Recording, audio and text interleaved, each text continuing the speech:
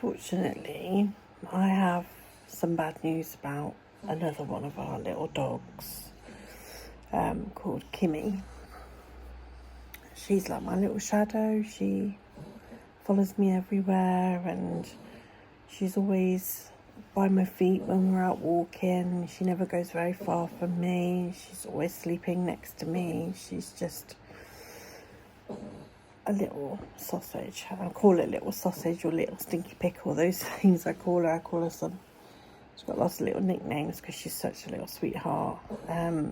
When we went on our adventures in Cumbria, my husband noticed that her bottom looked a little bit pink, and we didn't think much of it at the time because she'd been, in the lakes a lot, and I noticed she'd rubbed her bottom on the grass a couple of times, which made me think, she's got a bit of an irritation because they're regularly worms, so I knew it wasn't worms that was a problem, but she was obviously quite itchy there.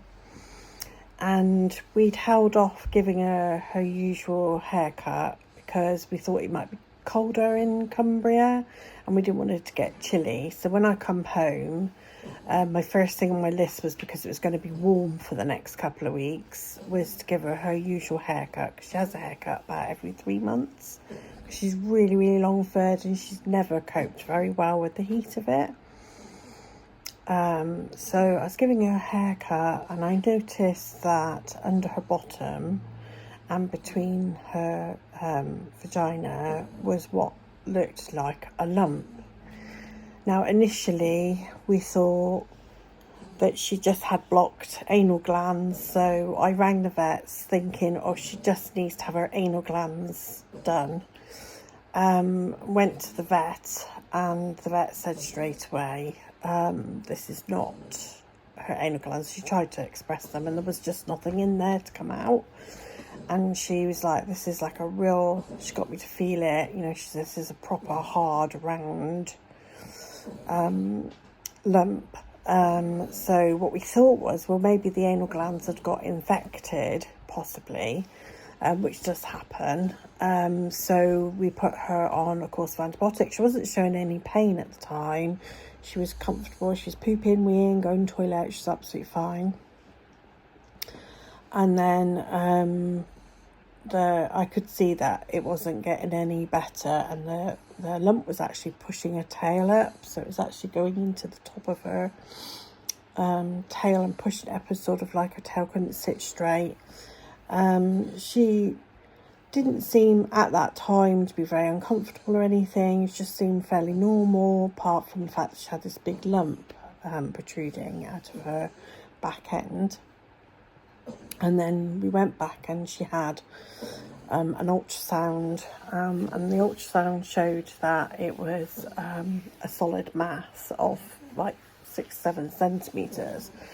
And unfortunately, it also showed that it had little arms coming off it, and it was it's just attached to all her internal organs. And the vet said straight away, look, this was going to be a difficult operation if we did it anyway, because she has breathing issues. But the fact that it's literally attached to everything, you can see like the little arms, it's attached to a bowel, a vagina, a bladder, back wall, everything. Coupled with her age and as well, you had to look at the whole picture, that it was going to be impossible to remove the tumour without causing lots of other damage, and also because of her breathing issues and her age, she's very high risk as well. So on top of that, I couldn't believe what I was hearing from the vet, because obviously we've only just recently lost Phoebe, our Springer Spaniel, so I was kind of like, what do you mean? I was thinking it was just going to be a simple cut her open, take the tumour out, Bob's your uncle kind of thing, and I'm being told that, that's not going to be possible.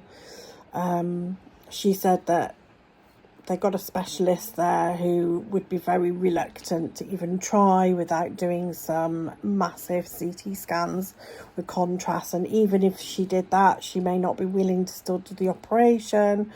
And she just sort of said, look, if she was my dog, I wouldn't put her through it, because it's even, you know, that it's highly likely that they won't get enough margins, and then you leave her with possibility of cells exploding within her body and all that kind of thing. And so, like, literally, we wouldn't be doing it to prolong her life or anything. It would, you know, most likely scenario would be that it would be unsuccessful, and that potentially we could make things a lot worse, because you're dissecting off of important bodily functions like her bladder and bowel and all those things, and can cause like massive complications, and, you know, might not even be able to remove all the tumour.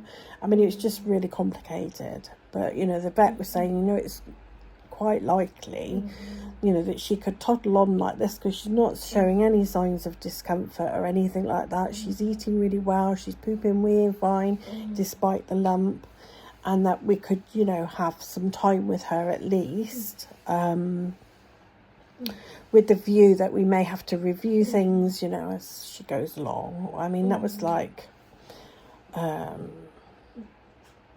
it was like maybe 3 weeks ago that happened. So we're coming to the terms with the fact that at some point, you know, there's a chance that, you know, we're going to have to make that decision to put her to sleep, because we knew that this wasn't going to be long term. We might be lucky and get months maybe. We were trying to be optimistic, thinking, you know, because a friend of ours, their dog had a tumour and she's still going, and it's like 2 years later.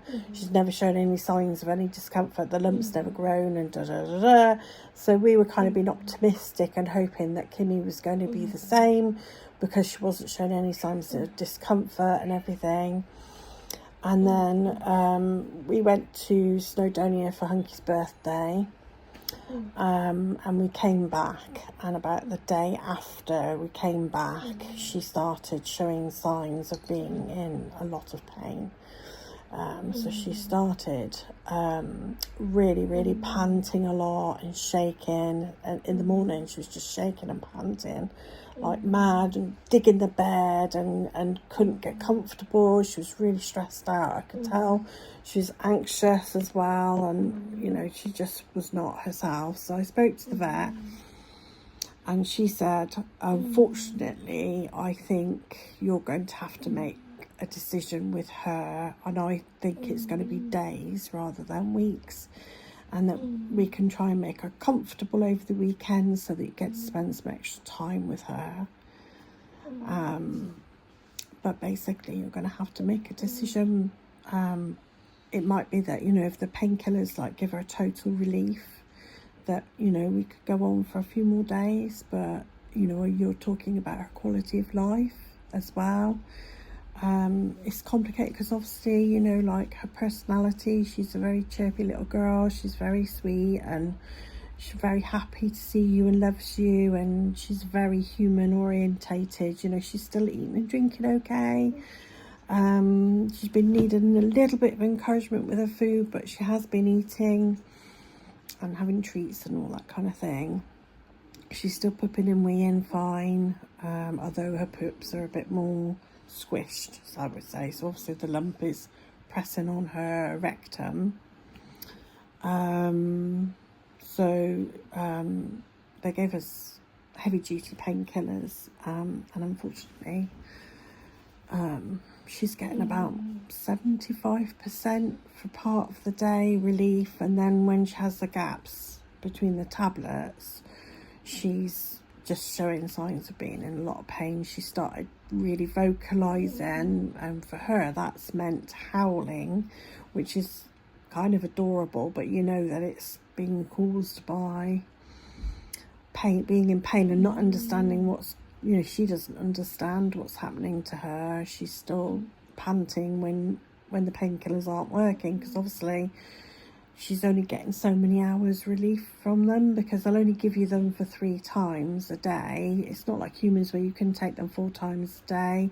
So she keeps having these gaps, and then the pain levels go up, and then she starts shaking and panting and everything. So You know, when we were given the painkillers on Friday, we kind of knew this is probably our last weekend with her.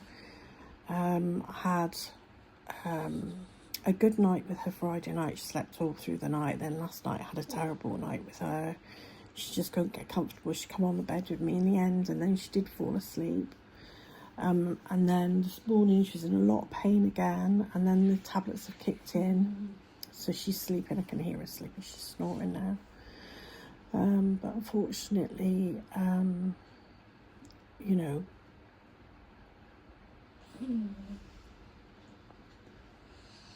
we've got to do the best thing for her. She's struggling, really struggling with her pain, and I can't see her when she's struggling with the pain. It's very distressing to watch her, and you know, we promised that we wouldn't let her suffer. So tomorrow I'm going to have to ring the vets about taking her in to be put to sleep. And I'm going to miss her so much because she's such a sweet little soul, and I'm still grieving Phoebe. So it's like a double whammy. It was only a couple of months ago that we lost Phoebe, so this is just fucking horrible.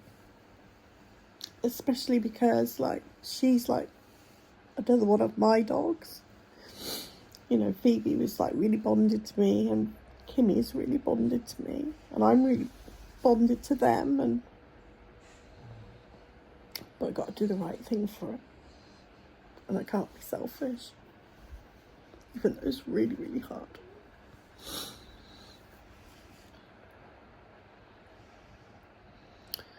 So anyway, so we'll be down to 3 dogs.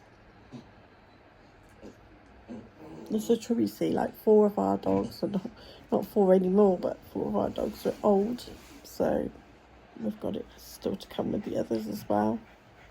Hopefully they won't all drop off. I can't cope with it all at the same time. Anyway, I just wanted to let you guys know.